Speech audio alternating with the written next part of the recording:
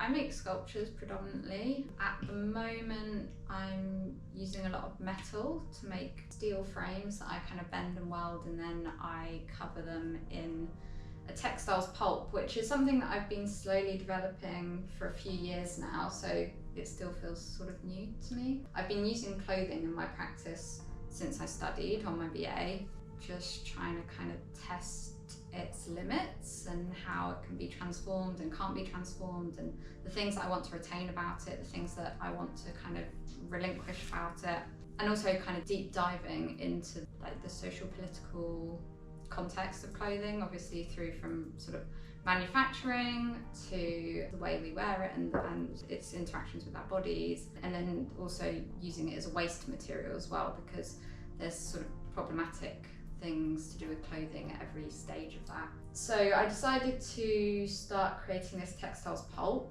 as a way of sort of interacting with the material more physically myself. So I cut the clothing up by hand into tiny fibres, and then I have come up with this sort of mixture using sort of organic, natural based materials rather than sort of resins and glues to solidify it without it losing some of its kind of own natural textures and look and colour. So I don't dye the fabric, I leave it in whatever form it came to me in. And then I also keep it in its kind of garments as well, so there's always this relationship back to the body. I do a lot of work that relates back to kind of clothing in all its different guises, whether that's like the way that our bodies and clothes move through architectural spaces and the spaces that we sort of live and inhabit, or whether it's to do with the making of clothing. So I use a lot of grids that kind of reference like weave patterns,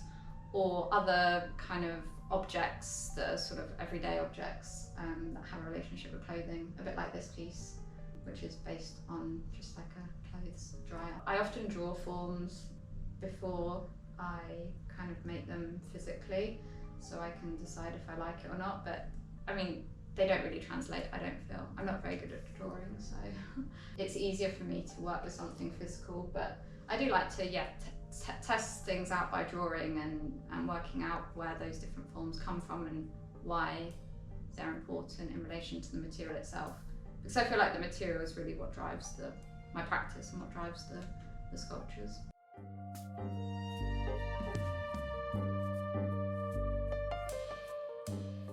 Strangely, I think the most creative part of my work is actually when I'm cutting and bending and welding the armatures and the metal forms, because that's when it feels most playful.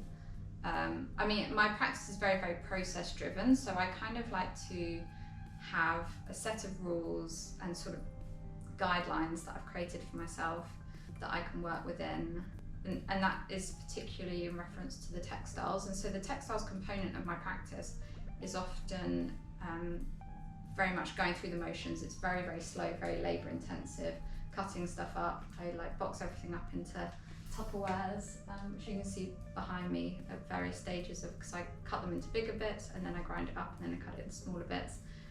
And that's all very kind of, going through the motions step by step.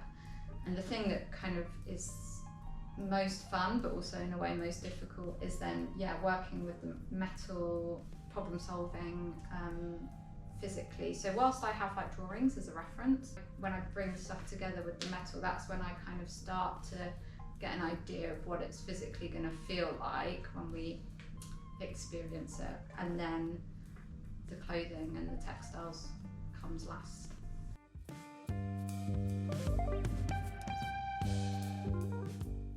I don't really have any artists that I refer back to a lot. There's a lot of really exciting sculpture, I think, coming out of London at the moment, with the likes of like Holly Hendry and Olivia Bax. There's always something good to see, although it does feel like there's a lot of painting at the moment. There are people like Ella Natsui who, when I'm thinking about the actual making process, I think I always refer back to other artists who have a clear process present in their work, and his work feels so tangibly material based. My favourite kind of work to experience is when I'm looking at it, I'm like, I I want to be making that not for the finished product but for the processes that clearly the materials have gone through, and his work really encapsulates a lot of that. But then I also really like Vatka Horvat. Her exhibition at Peer Gallery was amazing. And then my greatest love affair, who's kind of always been in the background since I started studying art, is Frank Auerbach, who's a painter, which is kind of strange for a sculptor. If I just really want to feel something, I'll always go back to his paintings, which is nice. I think the best thing about art school is you are forced to become so independent straight away, especially the fine art course that I did was just like a broad fine art course. We really had nothing timetabled. We had a few lectures and tutorials and stuff, but it was a very, very hands-off course. But what we did have was loads of space, which I think is actually so rare for London art schools, and that space kind of translated to having the space to experiment as well and try new things and not be too precious, because I feel like when you've got a studio space that feels really freeing and organic, it does mean that you can be really playful and kind of push the boundaries of what you're doing. So I really liked having that complete freedom, and it's also made me I'm really good at sort of managing my own time and motivating myself, because we were forced to from day dot, and it was completely, art schools are what you make of it, so you can go full on in there and completely immerse yourself, or you can do the bare minimum, or not really engage. No one's going to force you to go to the studio, and that's a really nice part of it. They just teach you to become independent thinkers straight away. I mean, I've got more general advice, which is just stuff that I've learned around working out ways to be as independent as you can and not rely on really big costly things to make things happen when you're starting out.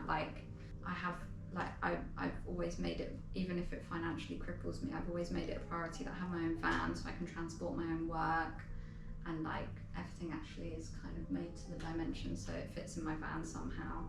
And always trying to work out ways that you can be as independent as you can is really beneficial, I think, when you're starting a career, because you're not going to be able to go in straight away with big budgets and request massive sums of money from the institutions that you're working with.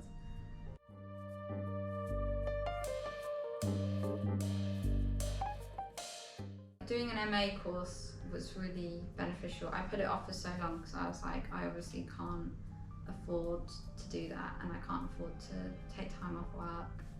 And ultimately that's what brought me back to London, was doing my MA. For a long time I put that off because I didn't think it was financially viable.